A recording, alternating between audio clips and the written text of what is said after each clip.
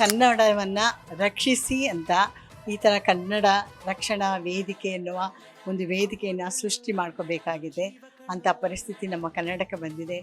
ಈ ಥರ ನಾರಾಯಣಗೌಡರು ಇನ್ನೂ ಅನೇಕ ಜನರು ಹುಟ್ಕೋಬೇಕು ನಮ್ಮ ಕನ್ನಡವನ್ನು ರಕ್ಷಿಸಲು. ನಾವೇ ಇಲ್ಲಿ ಪರಕೀಯರಾಗಿದ್ದೇವೆ. ನಿಜ ಹೇಳಬೇಕು ಅಂತಂದರೆ ಕನ್ನಡದವ್ರನ್ನ ಬೆರಳೆಣಿಕೆ ಇಷ್ಟು ನೋಡ್ಬೋದು.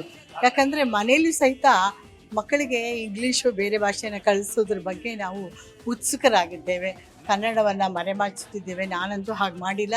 ನಮ್ಮ ಮಕ್ಕಳು ಕನ್ನಡ ವ್ಯಾಕರಣ ಇದನ್ನೆಲ್ಲ ಕಲಿತು ಚೆನ್ನಾಗಿ ಕನ್ನಡವನ್ನು ಬರಿತಾ ಇದ್ದಾರೆ. ಅವರ ಅಕ್ಷರಗಳನ್ನು ನೋಡಿದ್ರೇ ಒಂದು ಆನಂದ ಆಗುತ್ತೆ.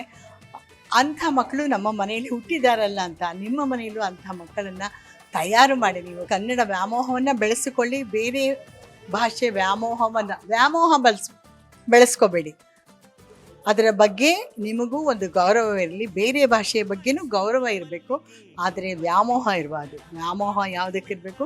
ಕನ್ನಡಕ್ಕೆ ಮಾತ್ರ. ನಮ್ಮ ಕನ್ನಡ ನೆಲ ಜಲ ಬಳಸೋರು ಎಲ್ಲರೂ ಕನ್ನಡವನ್ನು ಬೆಳೆಸಿ ರಕ್ಷಿಸಿ ಅಂತ ನಾನು ಕೇಳ್ಕೊತೀನಿ. ಅದು ನಮ್ಮ ಯಜಮಾನ್ರ ಫಿಲಮ್ದು ಹಾಡು ಬಂತಲ್ಲ, ಅದು ಕೇಳಿ ಅವ್ರು ನೆನಪಾಗೋಯ್ತು.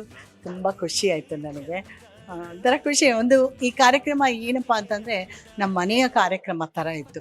ಯಾವುದೋ ಒಂದು ಸಾರ್ವಜನಿಕ ಸಮಾರಂಭ ಥರ ಇರಲಿಲ್ಲ. ಮನೆಯ ಮಕ್ಕಳನ್ನೆಲ್ಲ ಸೇರಿಸಿ ಎಲ್ಲರನ್ನ ಹೆಣ್ಣುಮಕ್ಕಳನ್ನು ಕರೆ ಮಾಡಿ ಅವ್ರಿಗೆ ಔತಣ ಕೊಟ್ಟು ಬಾಗಿನ ಕೊಟ್ಟು ಸತ್ಕಾರ ಮಾಡೋ ಹಾಗೆ ಇತ್ತು ಅಷ್ಟೇ ಹೊರತು. ಹಾಗಾಗಿ ನಾನು ಬರೀ ಹೆಣ್ಮಕ್ಳೇ ಇದ್ದಾರಲ್ಲ ಅಂತ ಅವರು ನಾರಾಯಣಗೌಡರು ನನಗೆ ಅವರು ಸಣ್ಣ ವಯಸ್ಸಿನಿಂದಲೂ ನನಗೆ ಗೊತ್ತು. ಹಾಗಾಗಿ ಅವರು ನನ್ನ ಮಗನ ಹಾಗೆ ನನ್ನ ಒಂದು ಕನ್ನಡಕ್ಕೋಸ್ಕರ ಹೋರಾಟ ಮಾಡ್ತಾ ಇದ್ದಾರೆ. ಅದು ಒಂದೊಂದ್ಸಲಿ ಉಗ್ರ ರೂಪ ತಡ್ಕೊಳ್ಳುತ್ತೆ, ಒಂದೊಂದ್ಸಲಿ ಶಾಂತ ರೂಪವಾಗಿ ನಡೆಯುತ್ತೆ. ಆ ಉಗ್ರ ರೂಪ ಆಗೋ ಹಾಗೆ ಮಾಡಬೇಡಿ ಅಂತ ನಾನು ನಿಮ್ಮಲ್ಲಿ ಕೇಳ್ಕೊತೀನಿ. ಎಲ್ಲರೂ ಕನ್ನಡ ದೇಶಕ್ಕೆ ಬಂದವರು ಕನ್ನಡವನ್ನು ಕಲಿಯಿರಿ, ದಯವಿಟ್ಟು ಕಲಿಯಿರಿ. ನಾವು ಯಾಕೆ ಇಲ್ಲ ನಾವು ಮಾತಾಡಲ್ಲ, ಬೇರೆ ಭಾಷೆ ನಮ್ಮ ಭಾಷೆಯಲ್ಲೇ ಮಾತಾಡೋದು, ಏನಿವಾಗ ಅಂದರೆ ನಿಮ್ಮನ್ನೆಲ್ಲ ಒದ್ದು ಓಡಿಸ್ಬೇಕಾಗತ್ತೆ. ದಯವಿಟ್ಟು ಕನ್ನಡವನ್ನು ಕಲಿಯಿರಿ ಅಷ್ಟೇ ನಾವು ಕೇಳ್ಕೊಳ್ಳೋದು. ಇಲ್ಲಿ ಬದುಕೋಕೆ ನಿಮಗೆ ಎಲ್ಲ ವಿಧವಾದ ಸೌಕರ್ಯವನ್ನು ನಾವು ಮಾಡಿಕೊಟ್ಟಿದ್ದೀವಿ. ಆದರೆ ನೀವು ಯಾಕೆ ಕನ್ನಡ ಅಂದರೆ ಏನದು, ಅದನ್ನೇನು ಕಲಿಯೋದು ಅಂತ ಇದ್ರಲ್ಲ, ಇದು ನಿಮ್ಮ ತಾತನ ಮನೆ ಅಲ್ಲ, ಇದು ನಮ್ಮ ಮನೆ. ದಯವಿಟ್ಟು ಇಲ್ಲಿ ಬಂದವರು ಇದನ್ನು ಬೆಳೆಸಿ ಉಳಿಸಿ ಅಷ್ಟೇ ನಾವು ಕೇಳ್ಕೊತಾ ಇರೋದು. ನೀವು ಇಲ್ಲಿ ಬರಬೇಡಿ ಅಂತ ಹೇಳಲ್ಲ. ನಾವಿವಾಗ ಬೇರೆ ರಾಜ್ಯಕ್ಕೆ ಹೋದರೆ ಅದೇ ಭಾಷೆಯನ್ನು ಮಾತಾಡ್ತೀವಿ.